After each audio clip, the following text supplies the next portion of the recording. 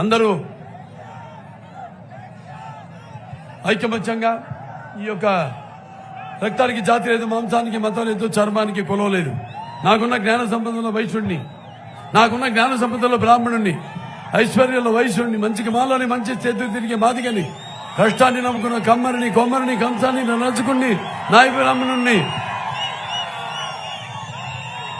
కపటలేని యాదవుణ్ణి, ఆపదలు ఆదుకునే వెలమని వ్యక్తిత్వంలో రాజుని, అమ్మను మనిపించే కమ్మని, పౌరుషంలో రెడ్డిని, భుజబలంలో కాపుని అనుకుని ప్రతి ఒక్కళ్ళు ఈ కులాలకి దూరంగా, ఈ కులాల చిచ్చులో వాళ్ళు ఎన్నో సృష్టిస్తారు. ఆయన అతను అన్నట్టే నా బీసీలు, నా ఎస్సీలు, నా ఎస్టీలు, నా మైనారిటీలు అని మొత్తం ఏం చేశాడు, మొత్తం రాష్ట్రం అంతా కాష్టాల్లో తయారు చేశాడు ఈ జగన్మోహన్ రెడ్డి.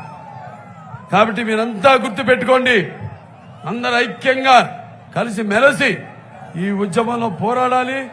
మళ్ళీ మన గత చరిత్రను ఏదైతే నేను చెప్పానో దానికి నెమరేసుకొని ఏదైతే మన కళ్ళ ముందు జరిగిందో దాన్ని మనం ఇప్పుడు మళ్ళీ కళ్ళ ముందు చూస్తున్నట్టే మనం కూడా దీంట్లో భాగం పంచుకోవాలి. ఈ ప్రజాస్వామ్య పరిరక్షణలో, ఈ రాష్ట్రంలో ఈ నియంతృత్వానికి ఒక అంతం పలకాలి.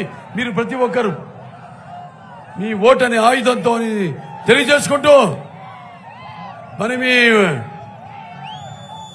ఓటు గుర్తు ఏది? మీ ఓటు గుర్తు ఏది? మీ ఓటు గుర్తు ఏది? ఇప్పుడు వీళ్ళకి అక్కడ కదిరిలో మొదలుపెట్టా ఈరోజు లక్ష్మీనరసింహస్వామి నా ఇష్టదైవం, ఆయన దర్శించుకుని, అలాగే అక్కడ మన ముస్లిం మైనారిటీల దర్గాని దర్శనం చేసుకుని అక్కడి నుంచి నా ప్రయాణం మొదలుపెట్టాను. ఈరోజు నా ప్రచార ప్రస్థానం అక్కడి నుంచి ఇక్కడికి వచ్చేసరికి కదిరి నుంచి ఇక్కడ కొత్త చెరువుకి వచ్చేసరికి వైకాపా వాళ్ళకి ఒడుకు పుట్టింది. మొత్తం విద్యుత్ ఎక్కడికక్కడ నిలిపేస్తున్నారు వాళ్ళు. కాబట్టి ఇప్పుడు మనకి ఫ్యాన్ స్విచ్ ఆఫ్ చేసి అదే తిరగని ఫ్యాను దాన్ని తీసి బయటపడేయండి, మన గుండెల్లోంచి తీసేయండి ఫ్యాన్ని. ఒకటి ప్రజాస్వామ్యానికి నిజమైన నిర్వచనం ఆనాడు ఎన్టీ రామారావు గారు ఇచ్చారు. దాని కొనసాగింపుగా చంద్రబాబు నాయుడు గారు ముందుకు తీసుకెళ్లారు.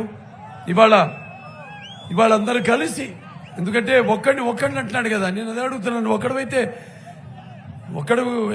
నువ్వు ఒక్కడి చేసుకున్నావు, మీ ఇంట్లోని కాదన్నావు, సలహాదారులు పెట్టుకున్నావు 100 మందిని, వాళ్ళందరికీ అందరు కలిపితే ఎన్నో కోట్ల రూపాయల జీతాలు ఇస్తూ వాళ్ళు ఒక సలహా తీసుకోడు.